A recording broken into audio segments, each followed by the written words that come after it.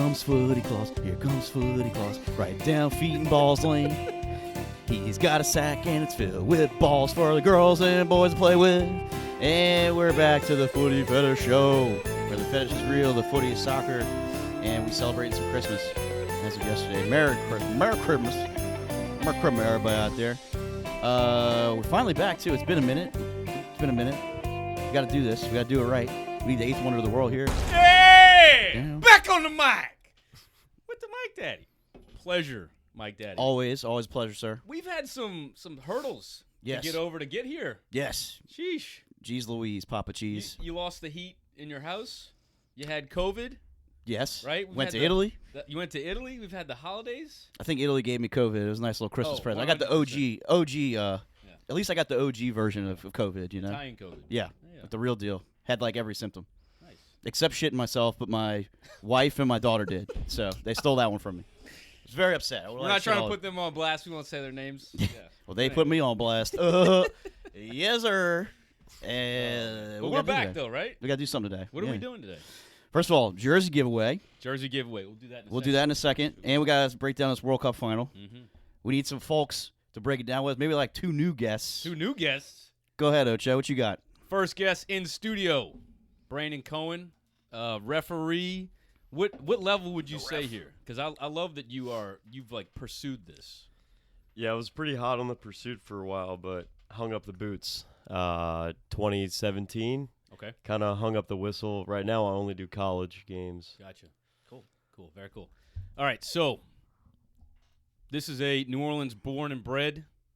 We've also got another New Orleans born and bred, Jordan Schwartz, also known as J-Bro. Welcome to the podcast. Jordan, how are you? I'm good, man. Appreciate it. Looking forward to this. Love the footy talk, so been looking forward to this one for a while. And Jordan, where are you streaming in from right now? I'm actually in Lafayette, Louisiana. I was here for the holidays, but we're in Houston now. We've been in Houston for like 2 years. All right. Shout out to my Raging Cajuns. That's my alma mater, baby. Yo. There you go, baby. All right. Love me some Lafayette. Hell yeah, dude. One of my favorite places that's just it's underappreciated in Louisiana. The Cajun culture there is so strong. There was a point where I had picked up some like Cajun accent where I came back home and my parents were like, "What was that? What did you just say?" And it was like, "What?" They're like, "You're sounding a little bit Cajun these days, aren't you?" And I was like, "I've been hanging out with them Cajuns, yeah." I mean, yeah, right. But anyway, glad to have you all on the podcast. We always ask our new guests 3 questions. First question, Brandon. What was your first memory of soccer? Whether it was playing it, watching it, what was it? First memory, probably like 5 years old at Lions Fields. My dad was teaching me how to kick a soccer ball. I don't even know if those fields still exist. They do. Out in They're Kenner. out there. Yeah, they're out there. Nice. That's the youth. That's the 5, 6, 7-year-olds. Yeah. The fire office is still in that little trailer Okay. out there. So yeah. Okay. And my cool. dad bought me a R9 Brazil jersey with 4 stars on it that I still shit. have. And wait, so correct me if I'm wrong. You are Brazilian, right? My dad's Brazilian. Your dad's Brazilian. Yeah. Okay, I thought that was right. Yeah. Okay, cool. And do you follow Português? Eu não falo português. Legal, legal. E você? Você, eu também. Eu falo português. Mais ou menos. You know. And Jordan, over to you now. What is your first memory of soccer, watching or playing? It's probably not the first, but the one that like sticks out the most is Okay. probably like the Gator Classic, playing over at Lafayette Park and those tournaments. So many games. I feel like we would play like 7 games in one day somehow. Yeah. So that's probably my first memory for sure. Is just soccer galore out there. When was the last time you went out there and visited that park? To Lafayette? Yeah. Oh man, it's been a while, but it Yeah. probably would have been maybe like 5-ish years ago when we probably went out there just to kick around at some point, like probably during like a holiday break or something. All right. That would probably be the last time, yeah. What about you? When was the last time you went out there? To Lafreniere? Yeah. Probably with Jordan or like Mullins or Justin to go kick the ball, like to keep them in shape for their season. Celebrity shout out, Andrew Mullins, MLS superstar. Y'all need to go out there because they have installed 2 FIFA certified turf fields. And What? they are gorgeous. Saw that. They are gorgeous. Damn. I got to go there and help do the grand opening. They had like a news station there and had like coach some kids or whatever. Beautiful. Totally transformed the landscape of soccer in New Orleans. Those two fields. And they're solely dedicated to soccer. That's awesome. It's That's amazing. sweet. Shout out to Jefferson Parish and Louisiana Fire for getting that going. Second question. Do you know what the second question is? I remember. Go for it. What's your club? What's your club? It could be. You could say club, country, since we just finished up World Cup, obviously, or both, whatever. Give us both. No, Yeah. give us both. Both club, Liverpool. Been a Liverpool fan since I was a little kid. Steven Gerrard, the hero. PG, For sure. baby. 2005 Istanbul. Never forget. Oh. Beating Hughes, God. AC Milan. Don't say But that. they beat us the next year in the final in 2006. Let's go, baby. And then country is USA for sure Of course. because I'm an American, but You got to have a backup. definitely Brazil because that's the roots. It's the roots, baby. For sure. Heard that. Yeah, it's gonna be Tottenham for me on the club level. Right. Reason for that is Gareth Bale. I'm lefty, so when he was coming through, that was my guy. So that's how I got attached to him. Country, yeah, USA. It's where I'm from. I'm American, but outside of that, I will go Argentina. I think we know the Argentina. reason for that. Isn't there like a nickname, like the Celeste Azule or something like that? You know, what is that? The Albi Celeste. There it is, Albi think. Celeste. Yep. There it is. Somebody shouted that out to me, and I was like, what? The fuck? Never heard of that. The fuck? Okay, last question. Last question for y'all. We'll go to Jordan first. Which player do you feel represents your style of play? Or which player do you relate to the most as a soccer player? Oh man, that is a Yeah. good You question. like that one, huh?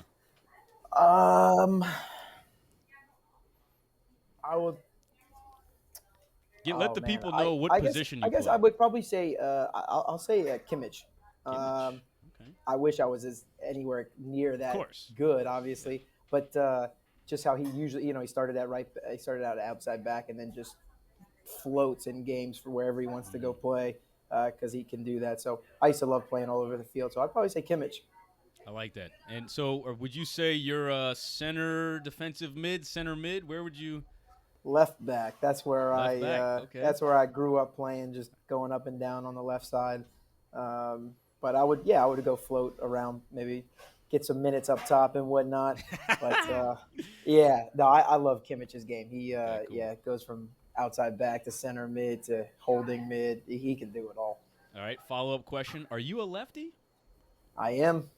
Nice. Coach Hugh loves left-footed players.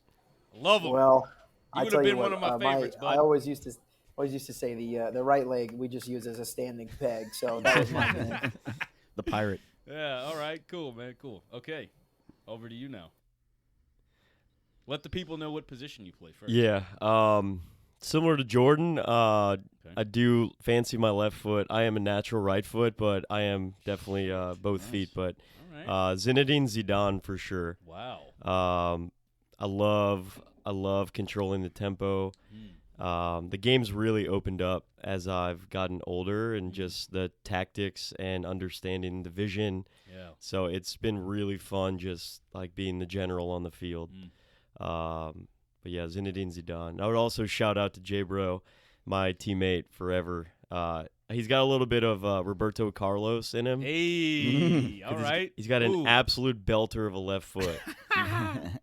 Okay, now your turn, Jordan. Give us a shout out for Brandon. Who is he? Who do you think he reminds you of? Oh man, I was actually because Kojo actually he would play on the left side in front of me a lot, which I loved because Kojo was a workhorse. So I used to be able to fly forward and then he would just run back for me, so I could be a little lazy. But I was thinking Brandon Moore. Like in my head, I picture even though he played on the left a lot, I was thinking of somebody of like a holding mid style type player. Got you. Okay, cool. And I guess like thinking about like Tottenham, like a Højbjerg or someone like that who does a lot, like people like that who do a lot of the dirty work, who are not going to be like the first names that you think of, but if they're not in the team, they don't have success. So that's one of those type of guys, the holding mids. Like maybe like a Modric workhorse type of player. Is that? Yeah. Yeah. That's a good shout. Good shout that. I mean, the man runs. What a nonstop, player that is, by the way. nonstop Player. running. Yep. How old is he? 37? Still doing the same Crazy. tempo? Looks as Crazy. good as ever. Right? God. All right. That was good. We got to know Top. these two gents. What's next on the docket? Need to dive on in. All right. Feet and balls first. Feet and balls first. To this cup, baby. 2022. Qatar. We could have done without you, but you did. You know, it was okay. It ended up being a great cup. One of the greatest finals, which we haven't broken down yet, and that's why we're here today. That's why we're here. France, Argentina. Mm. French are crying again. Big shock. Argentina, don't cry for me, baby. They did it. Messi finally did it. He raised the cup in his hands with his feet. He did it. He's Magic Man. Got to give him his props. 3-3, winning penalties for Argentina. Oh, man. What a final. What a final. So many times you thought this one was over. They stayed in it. They kept coming. France kept coming back. You thought this one was over? Let's see. When there's 10 fucking minutes left, and then again when there was 10 fucking minutes left, towards the end there. I'm going to admit here that for about 60 minutes, I thought this game was done. Done. Right. And Wrap it up. Brandon was in that group chat with me. For me, this Wrap it game up. changed when Di Maria was subbed off and France made their 2 substitutions. And I'm going to share my screen with you, Jordan, so you can see what we're looking at. Right around this mark 70th, here, yeah. 64 to 70th, is where I thought the game just flipped on its head. Di Maria, up until the 64th minute, for me, was the man of the match. I mean, he was extremely instrumental in every goal. Messi was also involved, but he was having his way with Koundé on that right backside. And then once they brought in Coman and Camavinga, who are players that can just work and run for you, I thought this really changed the dynamic for France. I don't know what happened in the mentality of the players, but once that penalty kick was given, you just felt like a weight was lifted off of their shoulders, and magic ensued. What was something that stood out for you, Brandon, in this game? I really like the supporting cast, and I think the media always hypes up. You know, they got to have these superstars, but right. Messi finally had a team around him. Heard that. Similar to Brazil winning World Cups, Pele had teams around him. Heard that. And people stepped up to the plate when they needed to. All right, Jordan, in that supporting cast, who do you think was the most valuable? For Argentina specifically? Yeah. Man, the guys in the middle for me. Right. And the way they floated, to be honest. So obviously, like Enzo, DePaul, Brandon can vouch for this. I have been a massive McAllister fan, even like watching him play at Brighton. He is an absolute player to me. I think, to be honest, the thing that stuck out to me the most, and both coaches, I think, did it well. I think the way Argentina wanted to start the game with their game plan was amazing. But then the French and their subs that he made, because it took balls to make the subs that he did make, pulling a Griezmann, pulling Giroud, but he made them, and it made it better. So that's what stuck out to me was just, and then you see how deep these teams are. So that was amazing to watch, because it didn't matter, like the styles of the two teams, the players that came on and off, just it never disappointed at any point. I'm glad you brought that up. I'm about to airdrop myself some photos here. If you look at this Argentinian formation on paper, I haven't been able to find a single website that has it correct. And I'm going to try and get this preview. Where's the preview? Let's do this. So, on paper right here, it says that Argentina are playing a 4-3-3. But when we look at, give me a second here. Yeah, it's definitely not what they played. When you look at, somebody actually broke it down into a little bit more detail. They call this the Scaloni's goated asymmetrical. And this was absolutely genius, because when you look at this formation, it's all centered around Messi. It's all about Messi. They put DePaul, Enzo, and McAllister in. I mean, they completed a diamond with Messi at the top. Di Maria was left out all by himself on the left, and it just they just protected everything behind Messi. For me, this is saying, Messi, don't even worry about playing defense. We're gonna get you that ball, bro. And when we get you that ball, just do your thing. Just let magic happen. And like you said, they finally had a number 9, and it took them a few games to figure it out that it was Julian Alvarez. They finally had a number 9 that was able to score a goal that was a tap-in. Because they struggled, right? We had Higuain was getting tap-ins in 2014. Couldn't put him away. We saw, I forget what game it was, but we saw Lautaro Martinez. Everybody was saying, hey, he's the second coming of Higuain. And finally, they bring Alvarez in, and they just start dominating. No one can hang with them. So for me, I really like this formation. I think we're going to see a lot of this moving forward. Yeah. I was just going to say, sorry, Hugh. Go. What you just showed, that is that formation is exactly how they scored that second goal. Yeah. Exactly how it scored. McAllister coming through. Yeah, it's perfect. Perfect. Yeah. And to add on to what you're saying, there was that second goal started. What a beauty. Almost right where this diamond is, where Messi is over on the right side of the field. Somebody plays him the ball. I think he takes 2 touches. 2 touches. Maybe a receive flick.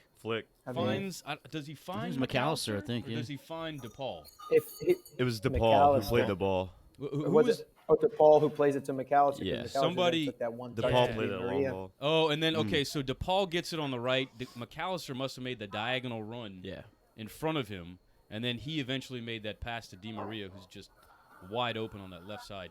This, I would have never thought. I mean, asymmetrical formations, I feel like now, moving forward, we're going to see them all over the place. Because everybody's like, oh, it's got to be balanced. You got to have numbers. You got to be balanced and have your players backing. It's like, no, man. Surround your best player with some defensive workhorses, right? And Enzo Fernandez, another one that like you were saying earlier, I don't think he's going to get enough credit playing right in this area right here. This is a very challenging position to be that single defensive mid, to be able to screen that back line. Granted, McAllister can drop in, and you can get somewhat of a double pivot going here. And then if DePaul's got some time, he can kind of – so you have a 4-3. But I got to give credit to Scaloni. They finally figured out how to supplement Messi with the capability to allow him to play his best soccer. It's always been a struggle, right? It's always been a struggle. Moving over to the French side. Booty. What did you not like? What did you like? Give us some hot takes on that French side. Well, it's funny, you brought up the whole thing with Messi having the supporting cast. To me, that was kind of the entire, breakdown of this whole game on both sides, really, because if you look at the flip side on France's side, this whole tournament, Mbappe had somebody. It was always Mbappe and somebody. Rabiot, Griezmann, Giroud, except this game. No one was really helping him this game, if you think about it. I mean, it was all him. 8.9, by the way. Shout out to our Who Scored Sluts. Man of the match for Mbappe. But if you really thought about it, you were waiting for somebody else to really just slide in and help him out. Nobody was really putting it home for him. If he had a couple great opportunities where he set somebody up and just nobody could finish. Giroud came out at half, so that's something to think about. Even half. Before half. Actually, before half. It's embarrassing. So right? It's embarrassing. Dembele, what a bad performance. That guy rises and falls with confidence. Yeah, man. You're right, dude. So that was great you mentioned that, because I felt like that was the same situation for France, just on the flip side, where he didn't get that help where Messi did. So, but yeah. So if we look at, go ahead, Jordan. Yeah, go ahead. Yeah. I was kind of a question to you guys. So, in saying that, because Booty, I think you're spot on, right? It was the Mbappe show to carry them, through this game, to get them everywhere. But what's interesting to me was, for example, when England played France, the whole talk was England's got a plan to stop Mbappe. Everything was, and rightfully so, concentrated around Mbappe.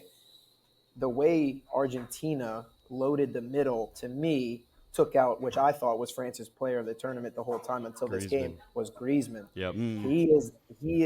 Was the plug for me, but he got pulled, and obviously it worked for France, but I thought the way they took him out of the game to not get in the spaces, that was the telling tale for me. I thought, at least, because he was pulling strings all tournament for France. Yeah. He torched Morocco. Yes. Yeah. Yeah. Right. Pull up that Morocco. That's actually very well said. Not a lot of people are going to appreciate Argentina essentially eliminating Griezmann from the game.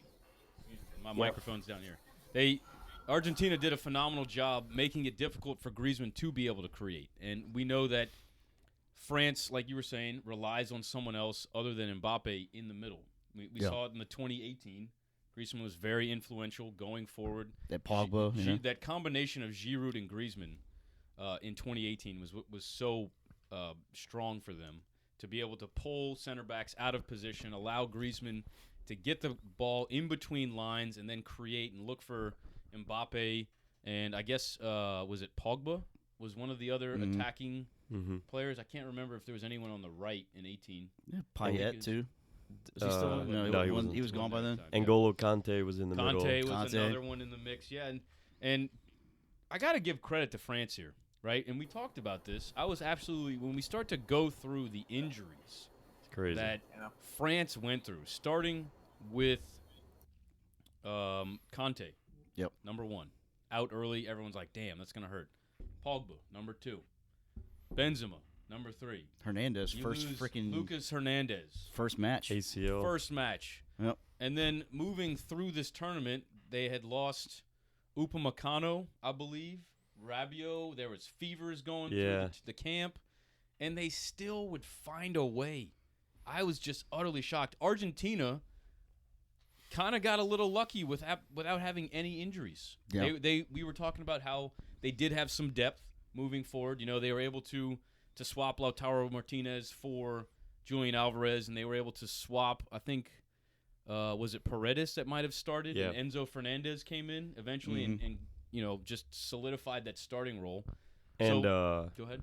Papu Gomez came Gomez. in. Molina didn't start every game at right back. I think Really? they had a replacement for him. And without him, they don't advance. Right. And that was it the Netherlands game? I think Messi had that gorgeous diagonal pass, and Molina put it on a... What an assist Yeah, that God, was. I mean, I wish I could pull up that photo quickly. There is an aerial shot that shows where Messi is and where Molina is when that pass is made. And it's almost like he's kicking a ball through a wall. There's an illusion. Like he's a magician. He just, poof, there's the ball. How do you do it? And I'm looking over to my left, and I'm realizing we didn't do our jersey giveaway. Oh, gosh. Should we do this right now? Yeah. You feeling it? Yeah, I'm down. Let's do it. Let's take a little brief intermission here. Oh. Shout out to all the people that helped participate in the jersey giveaway. Oh. I think we got about 15 names. Why don't you just give a few shout outs? Oh, gosh. Somebody's not winning a jersey today. Maybe you will. Just let's just read a few names. We've got Dre here, Dre Almeida. We've got Kyle Cologne. Brandon's in here. We've got Gage in here. Sponsored by Mountain Dew. Connor Boudreaux's in here. We got quite a few people. So I'll hold the hat. I'll shake it up. Booty, for some reason, always finds a way to get this jersey to the people that deserve it the most. This will be the Messi jersey right here. So before you to an Argentinian guy. Before you read it, on the end of the name I wrote MS, MB, or B. Okay. MS is a Messi fan. Oh. MB is an Mbappe fan. So we'll do it like that then. Yeah. So pick it. Oh boy. So who's gonna get the first jersey here? Name out the hat. This is how FIFA decided who's hosting the World Cup. Yes. Right here. Who we got? Okay, so we have a Messi fan. Okay. Should be Messi first. Who is it? Got Parker. Parker. He Look at doesn't that. deserve that jersey, man. He Give me doesn't. that. Throw that shit He away. doesn't. No, I'm just kidding. Here, let's just show the lucky people. Roll the hat for me. All right. Oh, I'm way too far away from the camera here, but there it is, Parker. All right, so we're looking for an Mbappe or a both. If it says Messi, throw him out. Keep picking. Who we got here? We have an Mbappe. No, we don't. We do. God, every time, man. How do you do this? Here we go. Who is it? Twally. No, it's Twally's brother. Oh, it's Twally's brother. Twally's That's brother, it, Doug. There we go. I can't read today. Shout out to It's Doug, Doug. Twally's brother. Actually, the Twally family, they were born in the Ivory Coast, and they moved to Paris, France, where they were raised. So they are naturally huge French fans. This couldn't have gone to a more deserving So what you're person. saying is I did it again. You did it again. did it I don't again. know about Parker, but actually Parker reminded me I do owe him an Argentina jersey, so There you go. we're going to call that even there. Yeah. Shout out to those 2 lucky winners. We will get you those jerseys as soon as possible. Doug and Parker, Congrats. congrats. Congrats. We Hope your will be feet doing stink. a lot of that because I actually got 8 jerseys. Oh, sweet. Okay. So we're going We'll to be keep doing doing it jersey giveaways for anyone who is interested. Shout out to my plug in China. I won't say her name, but that's my girl. Plugs, Anyway. plugs are fun. Unless they're a butt plug. Moving on. Moving on. What else we got? Back to this. So I'm really glad that we have Brandon on this episode because Brandon has got the refereeing expertise in soccer. Yes. Anytime I have a question or a debate about some kind of red card, yellow card, foul, I always text him as like a authoritative source. So I want to ask your opinion about the ref in this World Cup final. What were your thoughts? Because he received a lot of criticism. The criticism was not justified. I think he's a Polish ref. He's done some high-level matches, and exceptional game. Yeah. Okay. Exceptional game. Right. I was very pleased with the officiating. I'm always a fan of letting the players play, trying to keep everybody on the field, and the ref not being a spotlight. And by all means, the players were playing, and it was free-flowing. And for any passionate soccer fan, you couldn't have asked for a more entertaining final. Hell yeah. Yeah. It was incredible. Hell yeah. You thought the PKs were PKs? Yes, Sweet. without a doubt. Sweet. Jordan and I were texting the whole game. That for sure PK. All right, so I do have to bring up. Go ahead, Jordan. I see you turn your brain on. I was just gonna say, yeah. To me, every single one was spot on. I don't think there was any argument to me on any of them. So Yeah. There was a comment by Gunduzzi, who didn't play, but he was on the team, and he said, looking at that specific final, France actually had 2 PKs where Argentina had 1. So he was like, everyone's calling for, better officiating. There was one specific foul. I'm not sure if it was in the box, but the French players decided to play on. They made that conscious decision. Right. And the ref allowed the advantage. Should that have been called? I know which one it was. I don't know. I think it was on Kingsley Coman. So it was right. Okay, I remember the one where. Do y'all remember? It was right before, the 90 Overtime. minutes ended. Yeah. And it was the pass back to the keeper Yep. with his knees. Yeah, Oh no, that's Argentina. legal. That's legal. that's fine. Yeah. So the rule is, They were just bitching.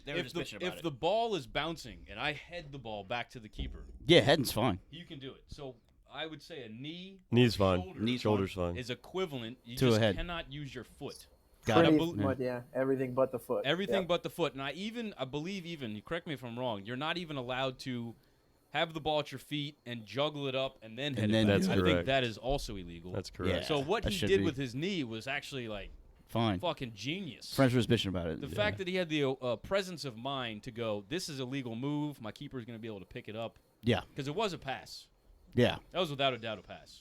Back to the refereeing, and we won't harp on the referees. No, 'cause do that. It's about the players, and I Okay, fair enough. love talking footy All right. and not refereeing. But the yellow card for simulation for diving on Lilian Thuram's son, the balls to make that call in the World Cup final. I mean, that was amazing. Yeah, it I'm was. so glad that happened, and I hope players stay on their feet more.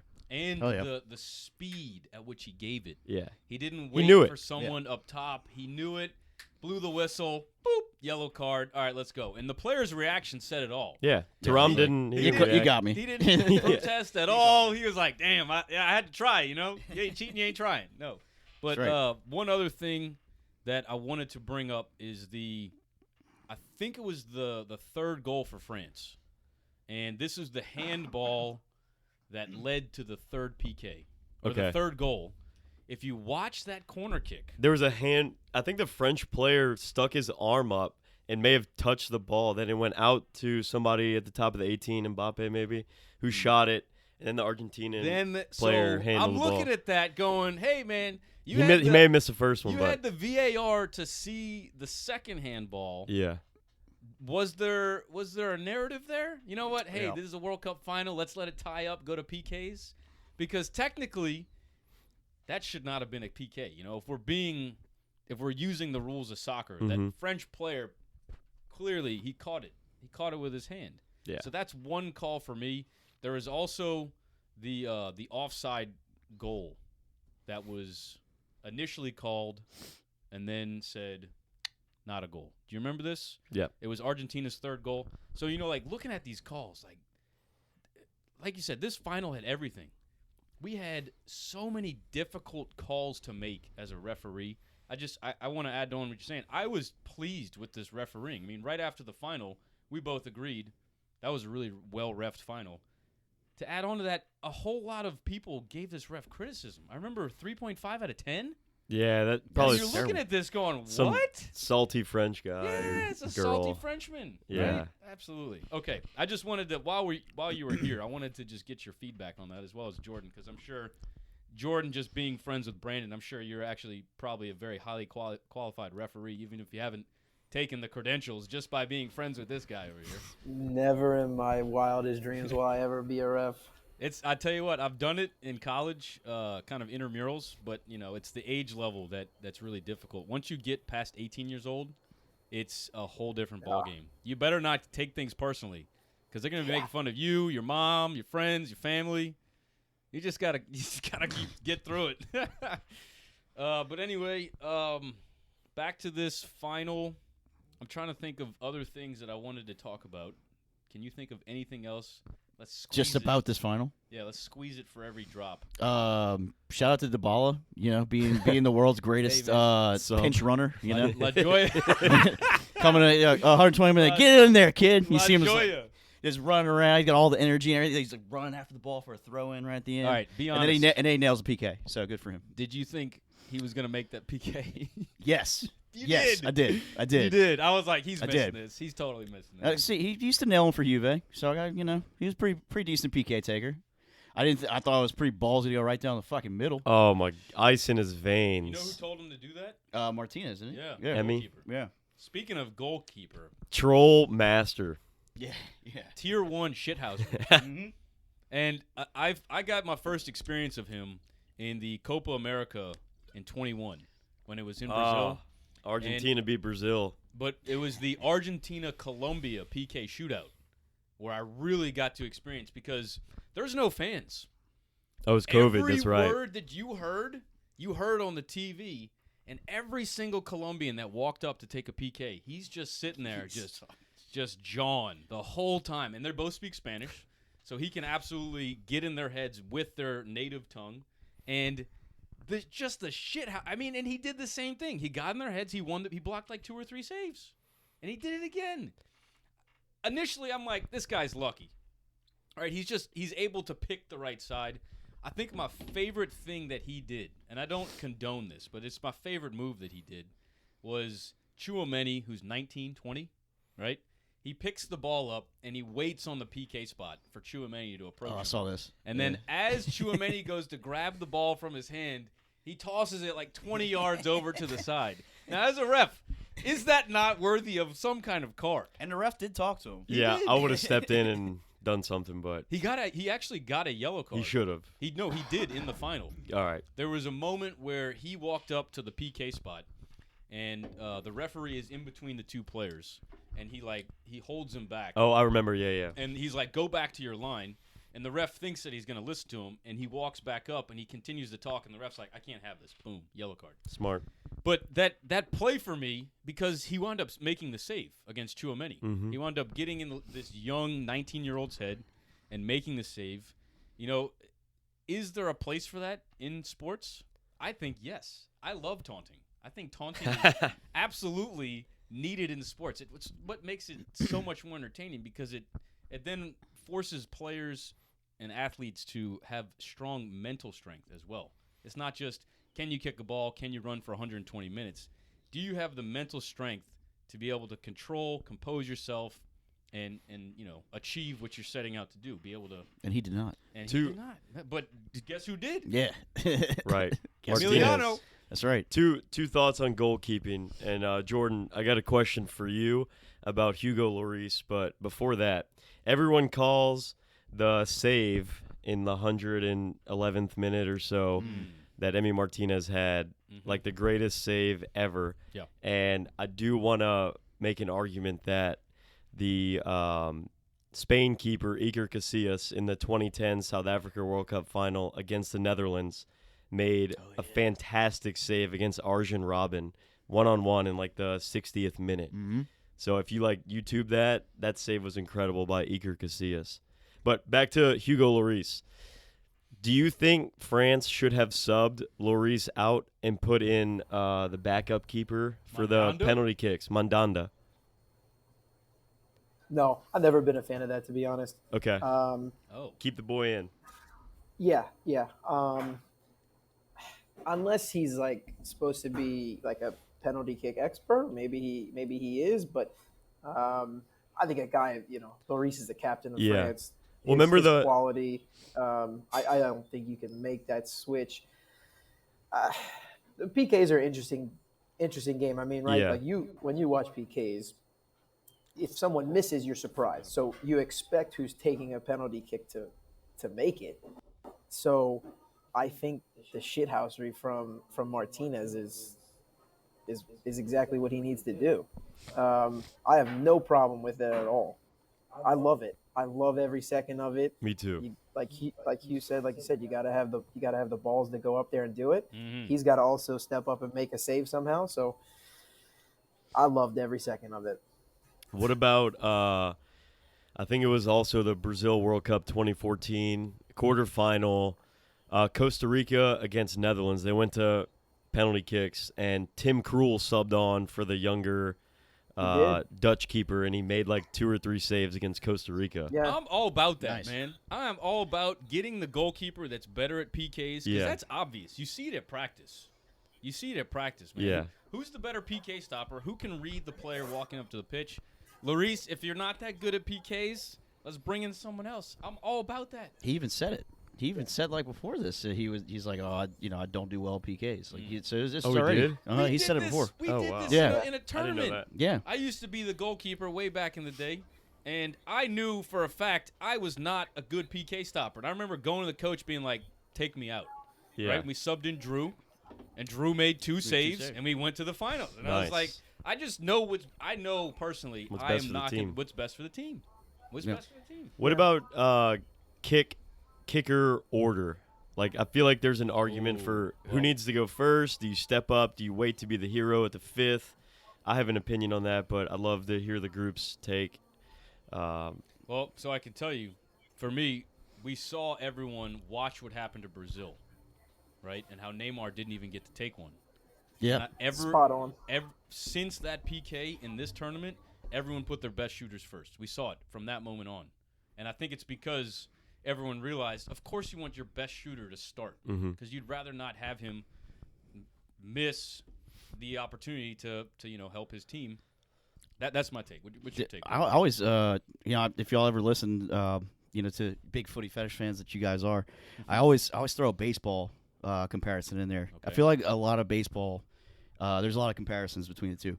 I always feel like when people say this, it's like one of those things like back in the day, people were like, just take the first strike. It's like, why would I want to do that? What if I don't get that pitch again? And it's kind of the same. It's like, why am I going to make Messi go I'm last? swinging. Right. There might not be a last. We got to get to the last first. And it's weird because I used to be the complete opposite. I used to be that person like till a couple of years ago where I'd be like, I want to kick second. As a team, I want to kick last.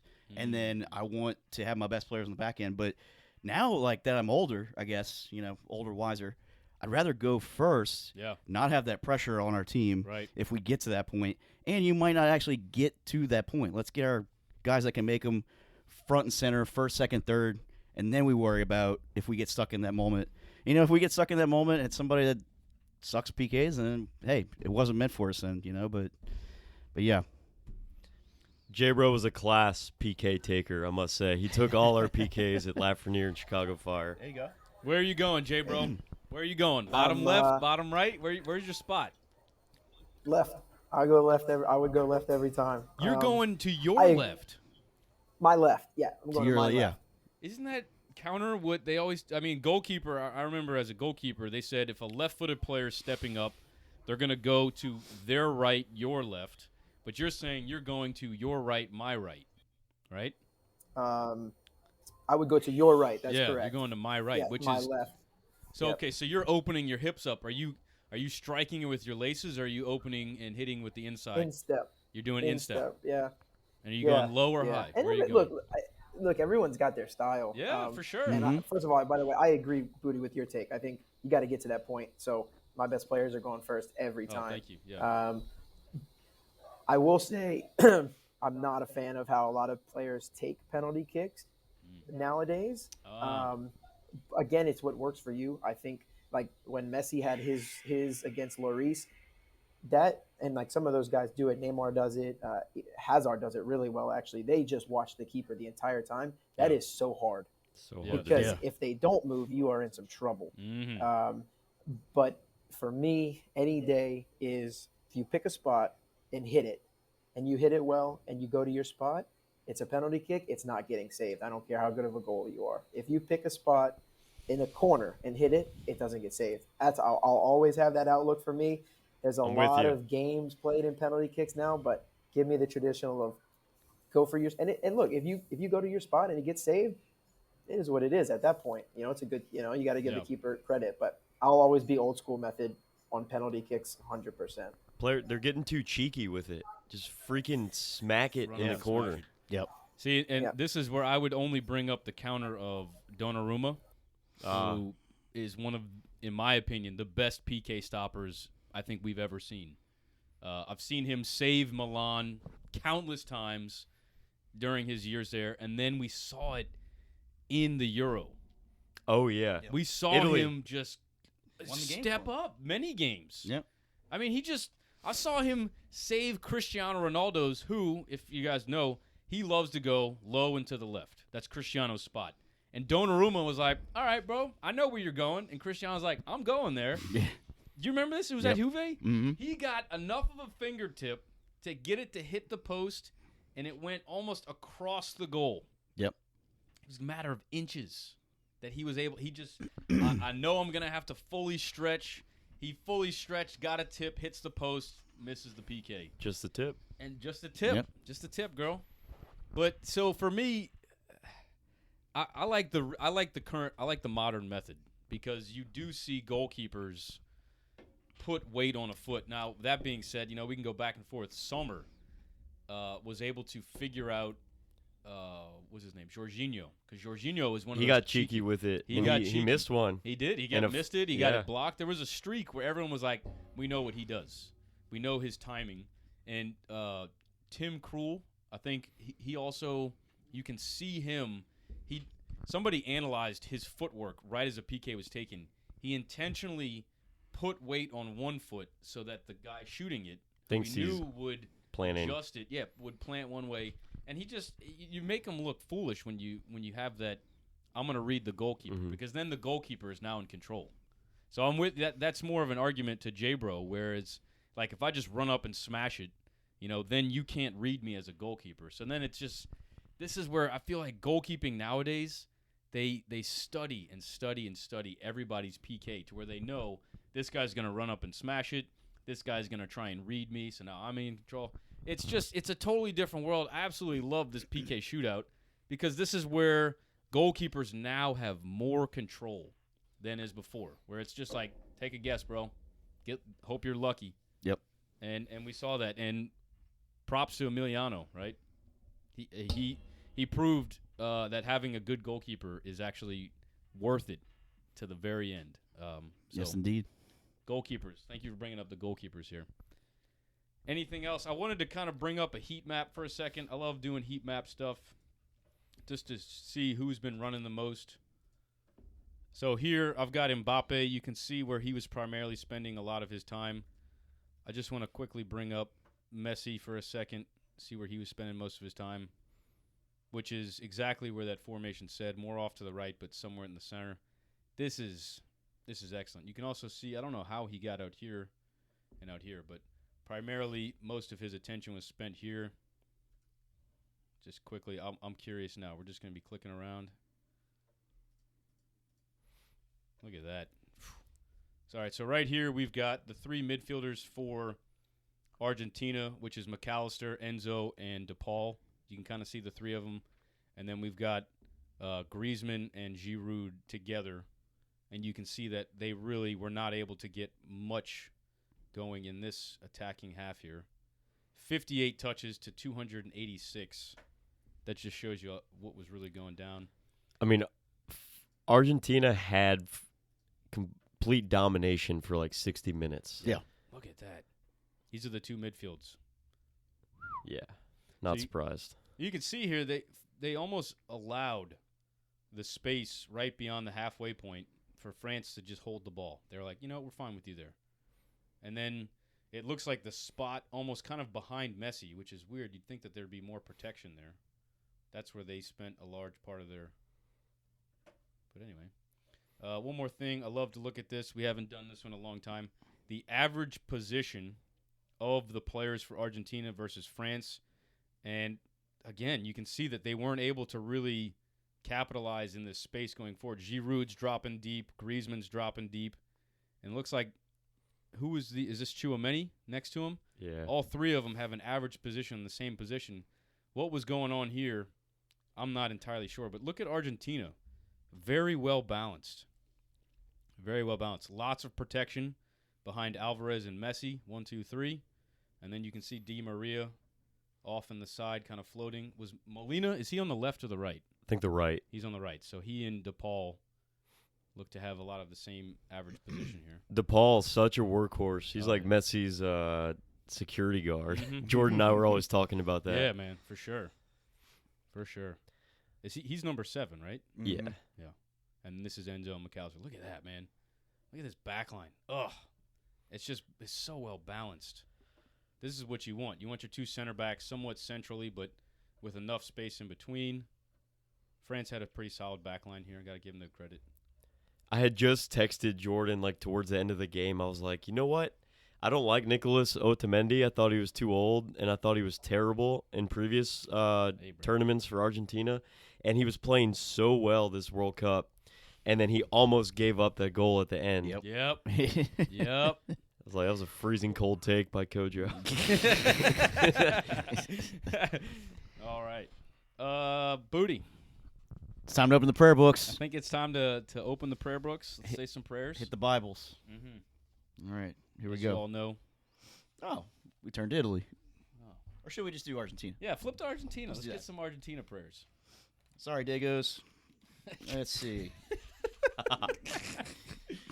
It's okay, guys. I'm Italian, so I could say it. It's like, another word. Anyway, let's see. Let's find a good one. Oh, did you know Cinco is 5 in Argentina? No, I didn't. That's really wild, man. Let's see. How about this one? I just like this one. Let's see. Banderazo. It means big flag. Ooh, show my big flag. A huge pre-planned show of support for a player or team during which giant flags are waved and colored flares are set off. Right. It's a lot of that shit you see on TV. You're like, oh my gosh, that looks terrible. Oh my gosh, somebody's getting killed over there. No, they're just being happy. Speaking of that, you had shared a clip of who was it on Hot Wings or the it's one of those actors who's talking about how his wife is Argentinian. Oh, Matt Damon. Yeah, Matt Damon. He went to the Boca Juniors game in Buenos Aires. Jordan, I sent it to you on Instagram, and he told his wife's Argentinian, and he asked his father-in-law, like, can we go to the Boca Juniors game?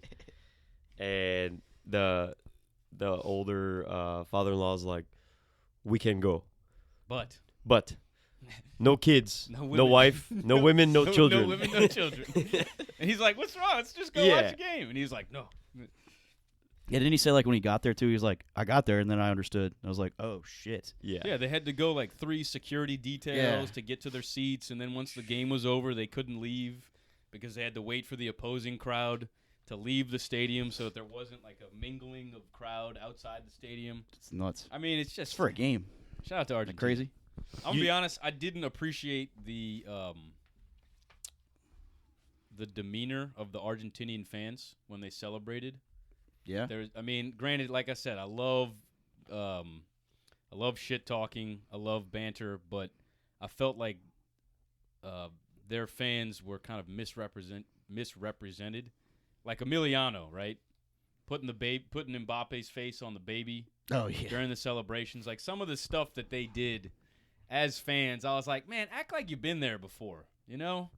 Like it just felt like they knew they're not going to win a World Cup for a long time. Or maybe, you know, like it just felt like they hadn't been there and like, I don't know. It just didn't feel like a very classy. Granted, they're, you know, South American, totally different culture, but I don't know how you put Mbappe's face after what he did. Should have been Giroud's face on the baby if you're going to do anything. Right. Like, dude had 4 goals technically, right? How you going to hate on him? Mbappe was almost about to raise his second World Cup. He's not even 24, 25 years old. Like, yeah. That's Nuts. insane. Nuts. Already got crazy stats. Yeah, shout out to Mbappe, man. And only the second player ever to hat trick a final. I think you're right. Yeah. And he's 23. He's 23.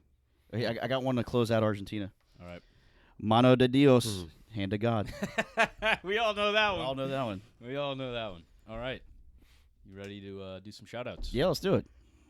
Anybody want to go first? I said I've been waiting to the end of this episode to shout this guy out, and he's actually in critical care right now. So I'm going to shout out Pele, the greatest player of all time. 3 World Cups, 1,000 goals, 140-something goals in a calendar year.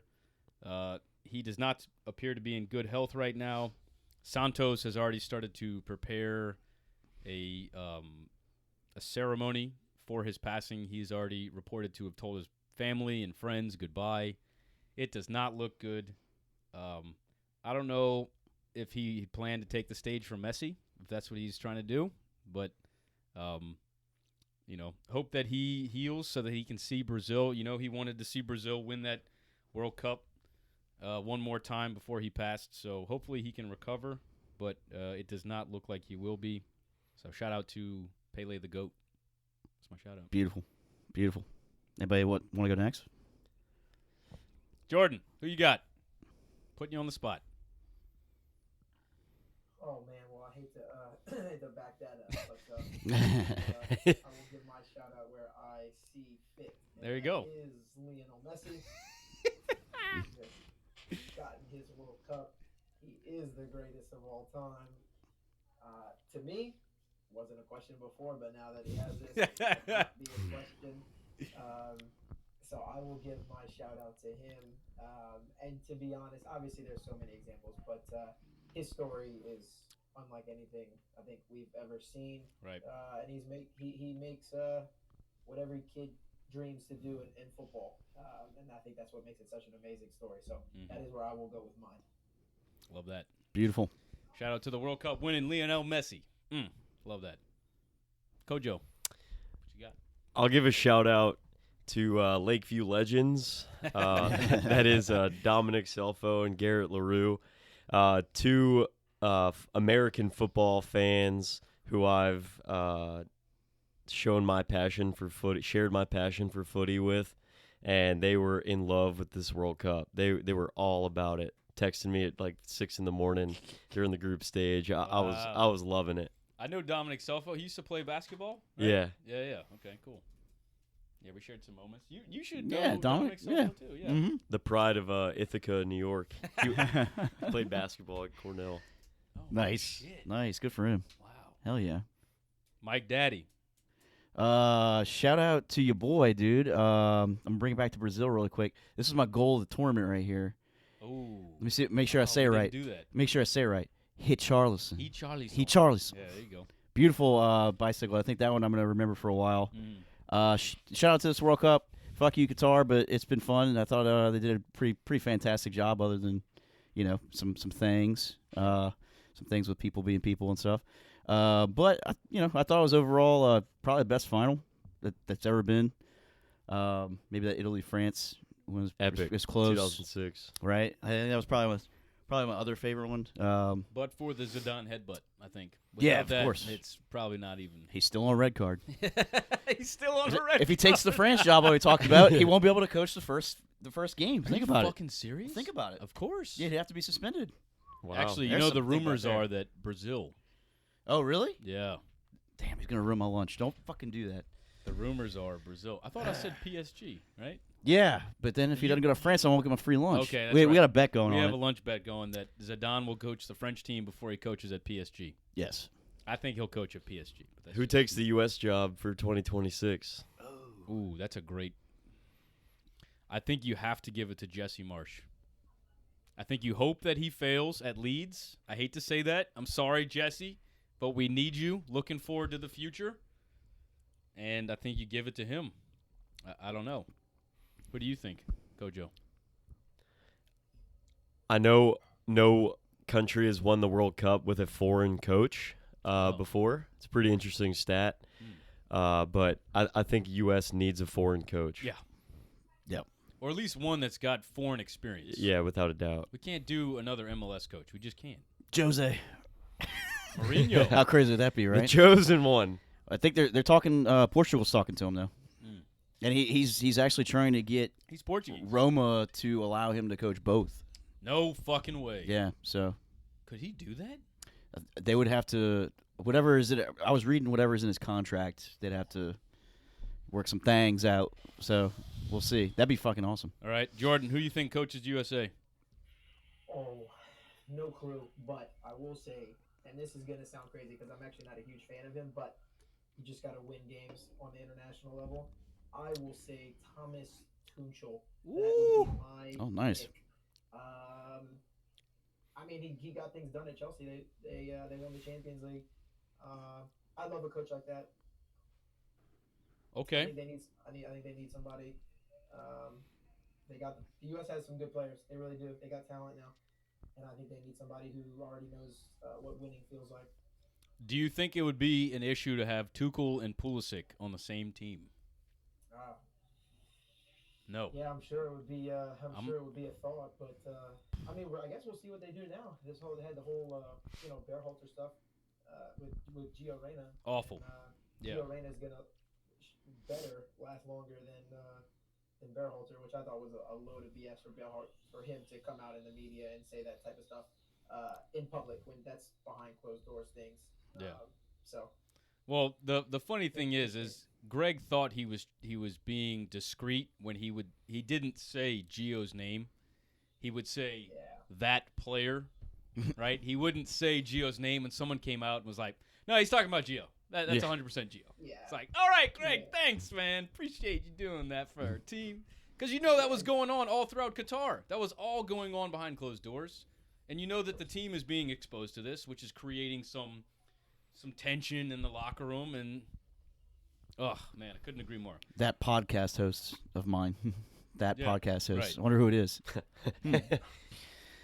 Like, there's only one player the whole fucking time everyone was talking about wouldn't get enough minutes. I mean, come on. Yeah, and I mean, right after game number 1, there was already controversy between Greg and Gio, right? Greg saying that he wasn't fit, and Gio saying, no, I was fit, and everyone's going, what? Right. This doesn't make sense. Something's going on that we can't see, and then it coming to light.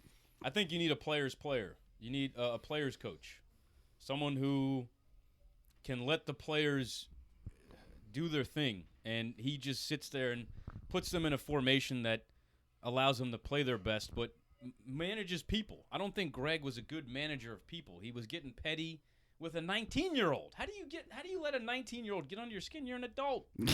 You're a fucking adult, man. Is he? I mean, with all those, his shoe style. I mean, Jesus. Right. all those shoes He he's always got. wears some nice I kicks. thought he was acting like he's 12. We could do an entire episode on that whole Oh yeah. drama, all the drama with the USA team. I just Right. hope that we finally pick somebody who is competent. But we got 4 years to do that, so we'll see what happens.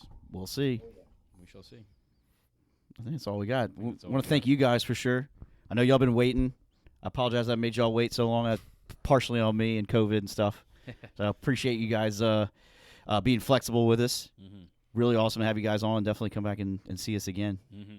You got any love for these guys? No, just exactly what you said. Just to piggyback, appreciate you taking time out your day. Boxing Day, we still got Arsenal versus West Ham Oh yeah. in 30 minutes. I tried to get the Liverpool game to stream, but my laptop was not cooperating. It's okay. So I'm So not Salah sure. scored though. Do you know who won? I don't know who won. Looks like it's I'll tell you. 2-1 right now with like 15 to go. 2-1, the good guys? Yeah. The good guys. Who scored the second for Liverpool? Let's see. I can tell you. Van Dijk. Whoa. Virgil. BVD, baby. That's right. All right, real quick. Well, I just while we got y'all, Yeah. who do you think underperformed as a country, and who do you think overperformed? Bodie, give me who do you think did not perform to their expectations? I'll stick in the same group. Overperformed Spain. Underperformed. You think Spain Germany. overperformed? I didn't think they were gonna even get out of that group, man. Really? Yeah. Okay, Kojo. Underperform Uruguay. That was my. Ooh, that's a good one. I had them going at least to the round of 16, if not the quarters, and that was another freezing cold Kojo take. Yeah. Overperform. Give me Netherlands. Okay. Yeah. That's one. That's a good all one. right. Jordan, real quick, overperform, underperformed. Yeah, overperform. I'll go Australia because we even win in the game or so for them. So Right. but good for them. Yeah. Underperformed. I'm taking Brazil. I think I wasn't really like too enamored even how they won their games and getting out of group. To be honest, I didn't think it wasn't as good as what they were talked up to be. And then obviously getting bounced by Croatia was a massive disappointment. I mean, Yeah. PK shootout, but I hear you. I would say overperformed. I'm gonna go with Morocco. Yeah. Yeah. Yeah. That was fucking amazing. Best African team in the World Cup history. Underperformed. Man, y'all got some good ones. I would say Germany. I was really. From the beginning, I didn't think Germany had a chance, but Parker really drove it home, and then seeing the way that they just crumbled Yeah. under pressure was just like. And I had so much hope for Hansi Flick taking this team and doing something with them, but wow, what a disaster. So On those lines about Germany getting crushed, the Japan victory over Germany, those 2 goals by Japan were awesome. I think Japan also overperformed in this absolutely. World Cup. I didn't think Credit they would, to them. Yeah, for sure. I love the memes of that the goal with their flag. Yeah. The line. Yeah. it's fucking amazing. All right, Booty. I think that we can close it out. Well, I hope everyone's had a great time, great Christmas. All I got for Christmas was a sticky deck of cards, and I'm still trying to deal with it. Well, This has been the Footy Fetish Show. Where the fetish is real, the footy is soccer, and kids, don't ever forget, the only things guaranteed in life are your first 3 PK shots, death, and taxes. Put your best players first. Oh, Peace out, Boy Scouts. Peace out. All right. And